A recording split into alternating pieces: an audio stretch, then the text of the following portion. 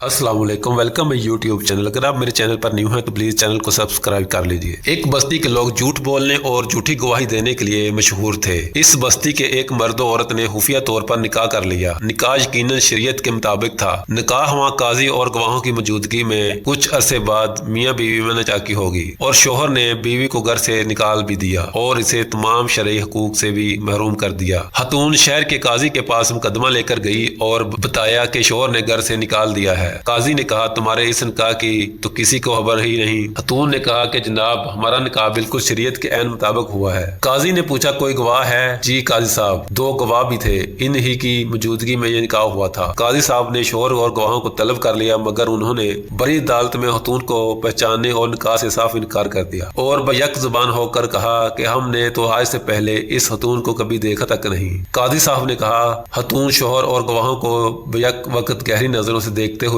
खतून से पूछा, क्या तुम्हारे शोहर के पास कुत्ते हैं? खतून ने कहा, हाँ। काजी ने खतून से पूछा, क्या आप कुत्तों की गवाही और इनके फैसले को कबूल कर लेंगी? खतून ने कहा, जी, मुझे इनकी गवाही और फैसला कबूल होगा। काजी ने हुक्म दिया कि खतून को इस शख्स के घर ले जाया जाए। अगर वो इस खतून को देखकर अजनबी जानकर भौंकने लगे तो ये औरत झूठी है, और अगर वो कुत्ते खतून को देखकर घर का फर्ज समझकर खुश हों और उसका इस्तकबाल करें तो खतून का दावा दुरुस्त और शोहर और गवाह झूठे हैं और यह खतून घर की मालकिन है। ये हुक्म जारी करते ही काजी और अदालत में मौजूद लोगों ने शोहर और गवाहों की तरफ देखा, जिनके चेहरे झूठ पकड़े जाने की खौफ से पीले पड़ गए थे और जिस्म कपकपाने लगा। फैसला तो हो चुका था कि कौन सच्चा और कौन झूठा है। काजी साहब ने सिपाहियों को हुक्म जारी किया, गिरफ्तार कर लो इन झूठों को और इन्हें कोड़े लगाओ कि यही झूठे हैं, और ऑब्जर्वेशन दी, बदतरीन बस्तियां हैं वो जिनके बाशिंदों से ज्यादा इनके कुत्ते सच्चे हैं।